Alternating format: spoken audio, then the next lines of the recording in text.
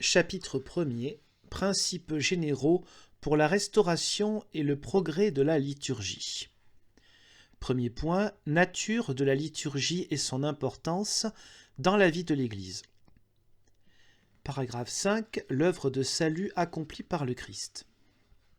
Dieu, qui veut que tous les hommes soient sauvés et parviennent à la connaissance de la vérité, 1 Timothée 2,4, qui jadis tant de fois et de tant de manières avait parlé à nos pères par les prophètes, Hébreux 1,1, lorsque vint la plénitude des temps, envoya son Fils, le Verbe fait chair, oint par le Saint-Esprit, pour annoncer la bonne nouvelle aux pauvres, pour guérir les cœurs brisés, comme un médecin charnel et spirituel, le médiateur de Dieu et des hommes. Car c'est son humanité, dans l'unité de la personne du Verbe, qui fut l'instrument de notre salut. C'est pourquoi, dans le Christ est apparue la parfaite rançon de notre réconciliation, et la plénitude du culte divin est entrée chez nous. Cette œuvre de la rédemption des hommes et de la parfaite glorification de Dieu, à quoi avaient préludé les grandes œuvres divines dans le peuple de l'Ancien Testament, le Christ Seigneur l'a accompli principalement par le mystère pascal de sa bienheureuse passion, de sa résurrection du séjour des morts et de sa glorieuse ascension. Mystère pascal par lequel, en mourant, il a détruit notre mort, et en ressuscitant, il a restauré la vie. Car c'est du côté du Christ endormi sur la croix qu'est né l'admirable sacrement de l'Église tout entière. Paragraphe 6. L'œuvre du salut continuée par l'Église se réalise dans la liturgie. C'est pourquoi, de même que le Christ fut envoyé par le Père, ainsi lui-même envoya ses apôtres, remplis de l'Esprit Saint, non seulement pour que, prêchant l'Évangile à toute créature, ils annoncent que le Fils de Dieu, par sa mort et sa résurrection, nous a délivrés du pouvoir de Satan ainsi que de la mort, et nous a transférés dans le royaume de son Père, mais aussi afin qu'ils exercent cette œuvre de salut qu'ils annonçaient, par le sacrifice et les sacrements autour desquels gravite toute la vie liturgique. C'est ainsi que par le baptême, les hommes sont greffés sur le mystère pascal du Christ, morts avec lui, ensevelis avec lui, ressuscités avec lui. Ils reçoivent l'esprit d'adoption des fils dans lequel nous crions « Abba, Père » Romains 8,15, et ils deviennent ainsi ces vrais adorateurs que cherche le Père. Semblablement, chaque fois qu'ils mangent la scène du Seigneur, ils annoncent sa mort jusqu'à ce qu'il vienne. C'est pourquoi, le jour même de la Pentecôte, où l'Église apparut au monde, ceux qui accueillirent la parole de Pierre furent baptisés. Et ils étaient assidus à l'enseignement des apôtres, à la communion fraternelle, dans la fraction du pain et aux prières, louant Dieu et ayant la faveur de tout le peuple. Acte 2, 41 à 47. Jamais, dans la suite, l'Église n'omit de se réunir pour célébrer le mystère pascal.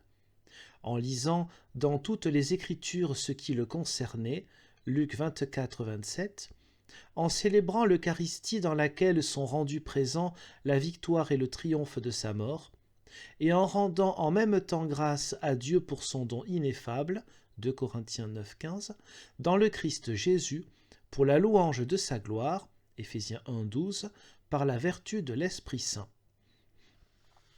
Paragraphe 7. Présence du Christ dans la liturgie. Pour l'accomplissement d'une si grande œuvre, le Christ est toujours là auprès de son Église, surtout dans les actions liturgiques. Il est là présent dans le sacrifice de la messe et dans la personne du ministre, le même offrant maintenant par le ministère des prêtres qui souffrit alors lui-même sur la croix, et au plus haut point, sous les espèces eucharistiques. Il est là présent par sa vertu dans les sacrements, au point que lorsque quelqu'un baptise, c'est le Christ lui-même qui baptise. Il est là présent dans sa parole, car c'est lui qui parle tandis qu'on lit dans l'Église les Saintes Écritures. Enfin, il est là présent lorsque l'Église prie et chante les psaumes, lui qui a promis « Là où 2 ou 3 sont rassemblés en mon nom, je suis là au milieu d'eux ». Effectivement, pour l'accomplissement de cette grande œuvre par laquelle Dieu est parfaitement associé et les hommes sanctifiés, le Christ s'associe toujours l'Église, son épouse bien-aimée, qu'il invoque comme son Seigneur et qui passe par lui pour rendre son culte au Père éternel. C'est donc à juste titre que la liturgie est considérée comme l'exercice de la fonction sacerdotale de Jésus-Christ, exercice dans lequel la sanctification de l'homme est signifiée par signes sensibles et réalisée d'une manière propre à chacun d'eux, et dans lequel le culte public intégral est exercé par le corps mystique de Jésus-Christ, c'est-à-dire par le chef et par ses membres. Par suite, toute célébration liturgique, en tant qu'œuvre du Christ prêtre et de son corps qui est l'Église, est l'action sacrée par excellence, dont nulle autre action de l'Église ne peut atteindre l'efficacité au même titre et au même degré. Paragraphe 8. Liturgie terrestre et liturgie céleste. Dans la liturgie terrestre, nous participons par un avant-goût à cette liturgie céleste qui se célèbre dans la sainte cité de Jérusalem, à laquelle nous tendons comme des voyageurs, où le Christ siège à la droite de Dieu, comme ministre du sanctuaire et du vrai tabernacle. Avec toute l'armée de la milice céleste, nous chantons au Seigneur l'hymne de gloire. En vénérant la mémoire des saints, nous espérons partager leur société. Nous attendons comme Sauveur notre Seigneur Jésus-Christ jusqu'à ce que lui-même se manifeste, lui qui est notre vie, et alors nous serons manifestés avec lui dans la gloire. Paragraphe 9. La liturgie n'est pas l'unique activité de l'Église. La liturgie ne remplit pas toute l'activité de l'Église, car, avant que les hommes puissent accéder à la liturgie, il est nécessaire qu'ils soient appelés à la foi et à la conversion. Comment l'invoqueront-ils s'ils ne croient pas en lui? Comment croiront-ils en lui s'ils ne l'entendent pas? Comment entendront-ils sans prédicateur? Et comment prêchera-t-on sans être envoyé? Romains 10, 14 à 15. C'est pourquoi l'Église annonce aux non-croyants la proclamation du salut, pour que tous les hommes connaissent le seul vrai Dieu et celui qui l'a envoyé, Jésus-Christ, et pour qu'ils changent de conduite en faisant pénitence. Quant aux croyants, elle doit toujours leur prêcher la foi et la pénitence. Elle doit en outre les disposer au sacrement, leur enseigner à observer tout ce que le Christ a prescrit, et les engager à toutes les œuvres de charité, de piété et d'apostolat, pour manifester par ces œuvres que, si les chrétiens ne sont pas de ce monde, ils sont pourtant la lumière du monde, et ils rendent gloire au Père devant les hommes. Paragraphe 10. La liturgie, sommet et source de la vie de l'Église. Toutefois, la liturgie est le sommet auquel tend l'action de l'Église, et en même temps la source d'où découle toute sa vertu. Car les labeurs apostoliques visent à ce que tous, devenus enfants de Dieu par la foi et le baptême, se rassemblent, louent Dieu au milieu de l'Église, participent au sacrifice et mangent la cène du Seigneur. En revanche, la liturgie elle-même pousse les fidèles rassasiés des mystères de la Pâque à n'avoir plus qu'un seul cœur dans la piété. Elle prie pour qu'ils gardent dans leur vie ce qu'ils ont saisi par la foi, et le renouvellement dans l'Eucharistie de l'alliance du Seigneur avec les hommes attire et enflamme les fidèles à la charité pressante du Christ. C'est donc de la liturgie, et principalement de l'Eucharistie, comme d'une source, que la grâce découle en nous et qu'on obtient avec le maximum d'efficacité cette sanctification des hommes dans le Christ, et cette glorification de Dieu que recherchent, comme leur fin, toutes les autres œuvres de l'Église. Paragraphe 11. Nécessité des dispositions personnelles. Mais pour obtenir cette pleine efficacité, il est nécessaire que les fidèles accèdent à la liturgie avec les dispositions d'une âme droite, qu'ils harmonisent leur âme avec leur voix, et qu'ils coopèrent à la grâce d'en haut pour ne pas recevoir celle-ci en vain. C'est pourquoi les pasteurs doivent être attentifs à ce que dans l'action liturgique, non seulement on observe les lois d'une célébration valide et licite, mais aussi à ce que les fidèles participent à celle-ci, de façon consciente, active et fructueuse. Paragraphes 12 et 13. Liturgie et pieux exercices. Cependant, la vie spirituelle n'est pas enfermée dans la participation à la seule liturgie, car le chrétien est appelé à prier en commun. Néanmoins, il doit aussi entrer dans sa chambre pour prier le Père dans le secret. Et même, enseigne l'apôtre, il doit prier sans relâche. Et l'apôtre nous enseigne aussi à toujours porter dans notre corps la mortification de Jésus pour que la vie de Jésus se manifeste, elle aussi, dans notre chair mortelle. C'est pourquoi dans le sacrifice de la messe, nous demandons au Seigneur qu'ayant agréé l'oblation du sacrifice spirituel, il fasse pour lui de nous-mêmes une éternelle offrande. Les pieux exercices du peuple chrétien, du moment qu'ils sont conformes aux lois et aux normes de l'Église, sont fort recommandés, surtout lorsqu'ils se font sur l'ordre du siège apostolique. Les exercices sacrés des églises particulières jouissent aussi d'une dignité spéciale lorsqu'ils sont célébrés sur l'ordre des évêques, selon les coutumes ou les livres légitimement approuvés. Mais les exercices en question doivent être réglés en tenant compte des temps liturgiques et de façon à s'harmoniser avec la liturgie, à en découler d'une certaine manière et à y introduire le peuple parce que, de sa nature, elle leur est de loin supérieure. Point numéro 2.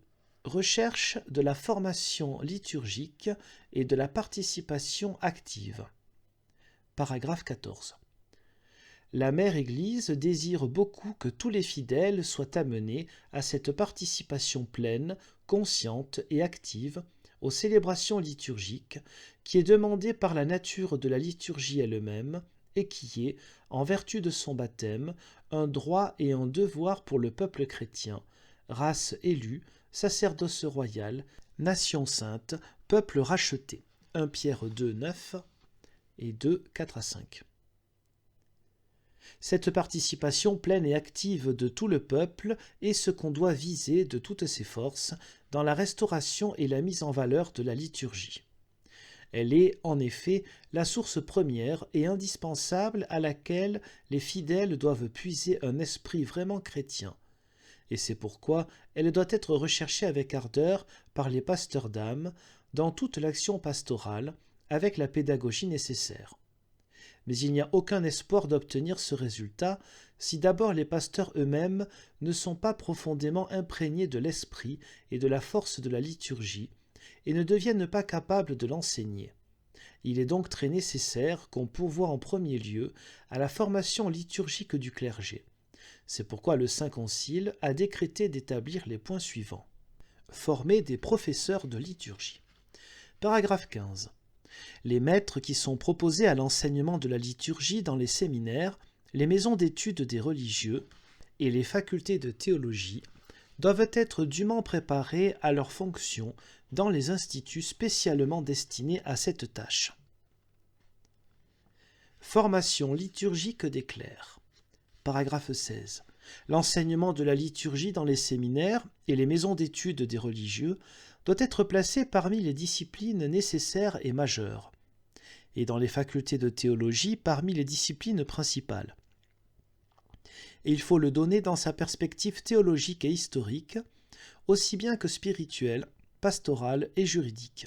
En outre, les maîtres des autres disciplines, surtout de théologie dogmatique, d'écriture sainte, de théologie spirituelle et pastorale, se préoccuperont, selon les exigences intrinsèques de chaque objet propre, de faire ressortir le mystère du Christ et l'histoire du salut, si bien qu'on voit apparaître clairement le lien de ces disciplines avec la liturgie et l'unité de la formation sacerdotale.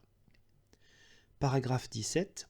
Les clercs dans les séminaires et les maisons religieuses acquerront une formation liturgique à la vie spirituelle par une bonne initiation qui leur donne l'intelligence des rites sacrés, et les y fasse participer de toute leur âme, et aussi par la célébration même des saints mystères, et par les autres exercices de piété, imprégnés d'esprit liturgique. Également, ils apprendront à observer les lois liturgiques, de telle sorte que la vie des séminaires et des maisons de religieux soit profondément façonnée par l'esprit de la liturgie. Paragraphe 18. Les prêtres, séculiers ou religieux, déjà en activité dans la vigne du Seigneur, seront aidés par tous les moyens opportuns à comprendre toujours plus pleinement ce qu'ils accomplissent dans les fonctions sacrées, à vivre d'une vie liturgique et à la partager avec les fidèles qui leur sont confiés. Formation liturgique des fidèles, paragraphe 19. Les pasteurs d'âme poursuivront avec zèle et patience la formation liturgique et aussi la participation active des fidèles, intérieurs et extérieurs, proportionnée à leur âge, leurs conditions, leur genre de vie et leur degré de culture religieuse. Ils acquitteront ainsi une des principales fonctions du fidèle dispensateur des mystères de Dieu, et en cette matière, ils ne conduiront pas leur troupeau par la parole seulement, mais aussi par l'exemple. Moyens audiovisuels et célébrations liturgiques. Paragraphe 20. Les transmissions d'actions sacrées par la radiophonie et la télévision, surtout s'il s'agit de la célébration du Saint-Sacrifice, se feront avec discrétion et dignité sous la conduite et la garantie d'une personne compétente, désignée à cette fonction par les évêques. Point numéro 3. La restauration de la liturgie. Paragraphe 21.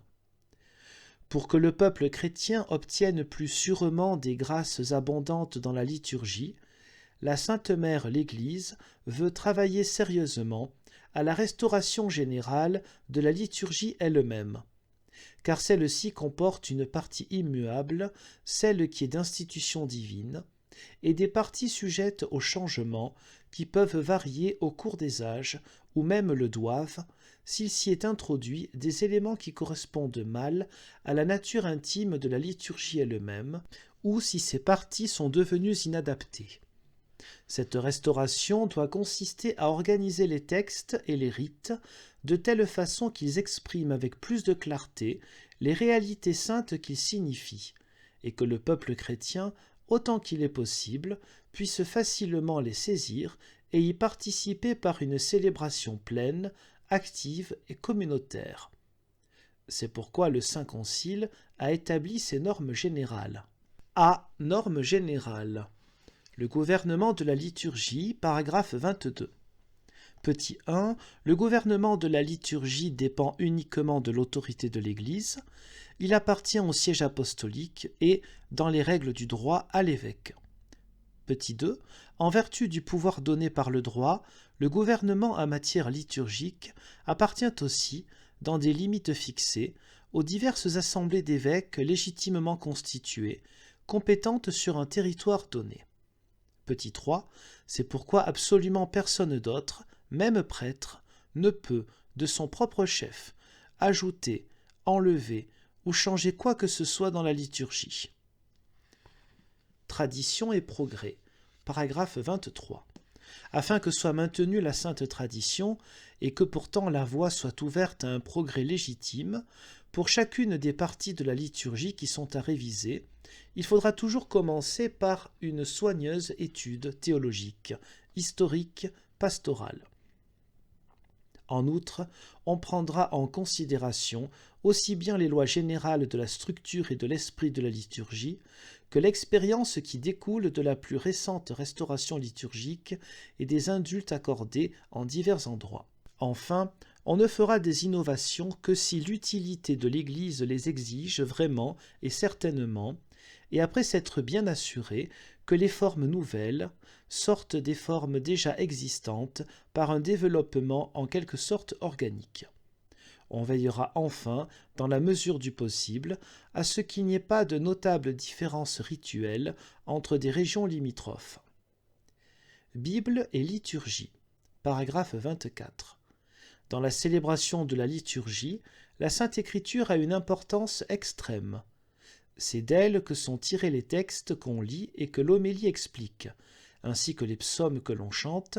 C'est sous son inspiration et dans son élan que les prières, les oraisons et les hymnes liturgiques ont jailli, et c'est d'elle que les actions et les symboles reçoivent leur signification. Aussi, pour procurer la restauration, le progrès et l'adaptation de la liturgie, il faut promouvoir ce goût savoureux et vivant de la Sainte Écriture, dont témoigne la vénérable tradition des rites, aussi bien orientaux qu'occidentaux. Révision des livres liturgiques, paragraphe 25. Les livres liturgiques seront révisés au plus tôt en faisant appel à des experts et en consultant des évêques de diverses régions du monde. Grand B. Normes tirées du caractère de la liturgie en tant qu'action hiérarchique et communautaire. Paragraphe 26. Les actions liturgiques ne sont pas des actions privées, mais des célébrations de l'Église, qui est le sacrement de l'unité, c'est-à-dire le peuple saint réuni et organisé sous l'autorité des évêques. C'est pourquoi elles appartiennent au corps tout entier de l'Église, elles le manifestent et elles l'affectent, mais elles atteignent chacun de ses membres de façon diverse selon la diversité des ordres, des fonctions et de la participation effective. Paragraphe 27. La célébration commune. Chaque fois que les rites, selon la nature propre de chacun, comportent une célébration commune, avec fréquentation et participation active des fidèles, on soulignera que celle-ci, dans la mesure du possible, doit l'emporter sur leur célébration individuelle et quasi privée. Ceci vaut surtout pour la célébration de la messe, bien que la messe garde toujours sa nature publique et sociale, et pour l'administration des sacrements. Dignité de la célébration. Paragraphe 28. Dans les célébrations liturgiques, chacun, ministre ou fidèle, en s'acquittant de sa fonction, fera seulement et totalement ce qui lui revient, en vertu de la nature de la chose et des normes liturgiques. Paragraphe 29. Même les servants, les lecteurs, les commentateurs et ceux qui appartiennent à la Schola Cantorum s'acquittent d'un véritable ministère liturgique. C'est pourquoi ils exerceront leurs fonctions avec toute la piété sincère et le bon ordre qui conviennent à un si grand ministère et que le peuple de Dieu exige d'eux à bon droit. Aussi faut-il soigneusement leur inculquer l'esprit de la liturgie selon la mesure de chacun et les former à jouer leur rôle de façon exacte et ordonnée. Participation active des fidèles. Paragraphes 30 et 31. Pour promouvoir la participation active, on favorisera les acclamations du peuple, les réponses, le chant des psaumes, les anciennes, les cantiques, et aussi les actions ou gestes et les attitudes corporelles. On observera aussi en son temps un silence sacré. Dans la révision des livres liturgiques, on veillera attentivement à ce que les rubriques prévoient aussi le rôle des fidèles. Liturgie et classe sociale. Paragraphe 32. Dans la liturgie, en dehors de la distinction qui découle de la fonction liturgique de l'ordre sacré, et en dehors des honneurs dus aux autorités civiles, conformément aux lois liturgiques, on ne fera aucunement acception des personnes privées ou des situations, soit dans les cérémonies, soit dans les pompes extérieures. Grand C. Normes tirées de la nature didactique et pastorale de la liturgie. Paragraphe 33. Bien que la liturgie soit principalement le culte de la divine majesté, elle comporte aussi une grande valeur pédagogique pour le peuple fidèle. Car, dans la liturgie, Dieu parle à son peuple, le Christ annonce encore l'Évangile, et le peuple répond à Dieu par les chants et la prière. Bien plus, les prières adressées à Dieu par le prêtre, qui préside l'assemblée en la personne du Christ, sont prononcées au nom de tout le peuple saint et de tous les assistants. Enfin, le Christ ou l'Église ont choisi les signes visibles employés par la liturgie pour signifier les réalités divines invisibles. Aussi, non seulement lorsque l'on dit « ce qui a été écrit pour notre instruction », Romains 15, 4, mais encore lorsque l'Église prie, chante ou agit, la foi des participants est nourrie, les âmes sont élevées vers Dieu pour lui rendre un hommage spirituel et recevoir sa grâce avec plus d'abondance. Par suite, en exécutant la restauration, on devra observer les normes qui suivent. Harmonie des rites. Paragraphe 34. Les rites manifesteront une noble simplicité, seront transparents du fait de leur brièveté et éviteront les répétitions inutiles. Ils seront adaptés à la capacité des fidèles et, en général, il n'y aura pas besoin de nombreuses explications pour les comprendre. Bible, prédication et catéchèse liturgique. Paragraphe 35. Pour qu'apparaisse clairement l'union intime du rite et de la parole dans la liturgie, point 1. Dans les célébrations sacrées, on restaurera une lecture de la Sainte Écriture plus abondante, plus variée et mieux adaptée. Point 2. Le moment le plus approprié pour le sermon, qui fait partie de l'action liturgique, pour autant que le rite le permet, sera marqué même dans les rubriques. Et on accomplira très fidèlement et exactement le ministère de la prédication. Celle-ci puisera en premier lieu à la source de la Sainte Écriture et de la liturgie, puisqu'elle est l'annonce des merveilles de Dieu dans l'histoire du salut, qui est le mystère du Christ, lequel est toujours là présent et actif parmi nous, surtout dans les célébrations liturgiques. Point 3. En outre, la catéchèse plus directement liturgique sera inculquée de toutes les manières, et, dans les rites eux-mêmes, on prévoira de brèves monitions, si elles sont nécessaires. Elles seront dites par le prêtre ou par le ministre compétent, mais seulement aux moments les plus opportuns et dans les temps indiqués ou avec des paroles équivalentes. Point 4. On favorisera la célébration sacrée de la parole de Dieu aux veilles des fêtes solennelles, à certaines féries de l'Avent et du Carême, ainsi que les dimanches et jours de fête, surtout dans les localités privées de prêtres. En ce cas, un diacre ou quelqu'un d'autre délégué par l'évêque dirigera la célébration. La langue liturgique. Paragraphe 36. Point 1. L'usage de la langue latine, sauf droit particulier, sera conservé dans les rites latins. Point 2.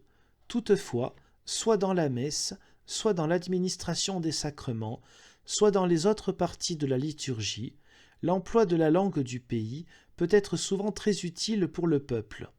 On pourra donc lui accorder une plus large place, surtout dans les lectures et les monitions, dans un certain nombre de prières et de chants, conformément aux normes qui sont établies sur cette matière dans les chapitres suivants pour chaque cas. Point 3. Ces normes étant observées, il revient à l'autorité ecclésiastique qui a compétence sur le territoire, mentionné à l'article 22, paragraphe 2, même le cas échéant après avoir délibéré avec les évêques des régions limitrophes de même langue, de statuer si on emploie la langue du pays et de quelle façon, en faisant agréer, c'est-à-dire ratifier, ces actes par le siège apostolique. Point 4. La traduction du texte latin dans la langue du pays, à employer dans la liturgie, doit être approuvée par l'autorité ecclésiastique ayant compétence sur le territoire dont il est question ci-dessus. Grand D. Normes pour adapter la liturgie au tempérament et aux conditions des différents peuples. Paragraphe 37. L'Église, dans les domaines qui ne touchent pas la foi ou le bien de toute la communauté, ne désire pas, même dans la liturgie, imposer la forme rigide d'un libellé unique. Bien au contraire, elle cultive les qualités et les dons des divers peuples et elle les développe. Tout ce qui, dans leurs mœurs, n'est pas indissolublement solidaire de superstition et d'erreur, elle l'apprécie avec bienveillance et, si elle peut, elle en assure la parfaite conservation. Qui plus est, elle l'admet parfois dans la liturgie elle-même, pourvu que cela s'harmonise avec les principes d'un véritable et authentique esprit liturgique. Paragraphe 38. Pourvu que soit sauvegardée l'unité substantielle du rite romain, On admettra des différences légitimes et des adaptations à la diversité des assemblées, des régions, des peuples, surtout dans les missions, même lorsqu'on révisera les livres liturgiques. Et il sera bon d'avoir ce principe devant les yeux pour aménager la structure des rites et établir les rubriques. Paragraphe 39. Dans les limites fixées par les éditions typiques des livres liturgiques, il reviendra à l'autorité ecclésiastique ayant compétence sur le territoire, mentionnée à l'article 22 paragraphe 2, de déterminer les adaptations, surtout pour l'administration des sacrements, les sacramentaux, les processions, la langue liturgique, la musique sacrée et les arts, conformément toutefois aux normes fondamentales contenues dans la présente Constitution. Paragraphe 40. Mais, comme en différents lieux et en différentes circonstances, il est urgent d'adapter plus profondément la liturgie, ce qui augmente la difficulté. Premièrement, l'autorité ecclésiastique ayant compétence sur le territoire, mentionnée à l'article 22 paragraphe 2, considérera avec attention et prudence ce qui, en ce domaine, à partir des traditions et de la mentalité de chaque peuple, peut opportunément être admis dans le culte divin. Les adaptations jugées utiles ou nécessaires seront proposées au siège apostolique pour être introduites avec son consentement. Point 2. Mais pour que l'adaptation se fasse avec la circonspection nécessaire, faculté sera donnée par le siège apostolique à cette autorité ecclésiastique territoriale de permettre et de diriger, le cas échéant, les expériences préalables nécessaires dans certaines assemblées appropriées à ces essais et pendant un temps limité. Point 3. Parce que les lois liturgiques présentent ordinairement des difficultés spéciales en matière d'adaptation, surtout dans les missions, on devra, pour les établir, avoir à sa disposition des hommes experts en ce domaine. Point numéro 4. Développement de la vie liturgique dans le diocèse et la paroisse. La vie liturgique du diocèse. Paragraphe 41. L'évêque doit être considéré comme le grand prêtre de son troupeau. La vie chrétienne de ses fidèles découle et dépend de lui en quelque manière. C'est pourquoi tous doivent accorder la plus grande estime à la vie liturgique du diocèse autour de l'évêque, surtout dans l'Église cathédrale. Ils doivent être persuadés que la principale manifestation de l'Église consiste dans la participation plénière et active de tout le saint peuple de Dieu, aux mêmes célébrations liturgiques, surtout dans la même Eucharistie, dans une seule prière, auprès de l'autel unique où préside l'évêque entouré de son presbytérium et de ses ministres. La vie liturgique de la paroisse. Paragraphe 42. Comme l'évêque dans son église ne peut présider en personne à tout son troupeau, ni toujours ni partout, il doit nécessairement constituer des assemblées de fidèles, parmi lesquelles les plus importantes sont les paroisses, organisées localement sous un pasteur qui tient la place de l'évêque, car, d'une certaine manière, elles représentent l'Église visible établie dans l'univers. C'est pourquoi il faut favoriser dans l'esprit et dans la pratique des fidèles et du clergé la vie liturgique de la paroisse et son rattachement à l'évêque, et il faut travailler à ce que le sens de la communauté paroissiale s'épanouisse, surtout dans la célébration communautaire de la messe dominicale. Point numéro 5. Développement de la pastorale liturgique. Le renouveau liturgique grâce à l'Esprit Saint. Paragraphe 43. Le zèle pour l'avancement et la restauration de la liturgie est tenu à juste titre pour un signe des dispositions providentielles de Dieu sur le temps présent, comme un passage du Saint-Esprit dans son Église. Et il confère à la vie de celle-ci, et même à toute l'attitude religieuse d'aujourd'hui, une empreinte caractéristique. C'est pourquoi, pour favoriser davantage encore cette pastorale liturgique, le Concile décrète. Commission liturgique nationale. Paragraphe 44. Il est à propos que l'autorité ecclésiastique ayant compétence sur le territoire, mentionnée à l'article 22 paragraphe 2, institue une commission liturgique qui aura le concours d'hommes experts en sciences liturgiques, en musique sacrée, en art sacré et en pastoral. Cette commission, dans la mesure du possible, sera aidée par un institut de pastoral liturgique composé de membres parmi lesquels on admettra, si c'est utile, des laïcs éminents en cette matière.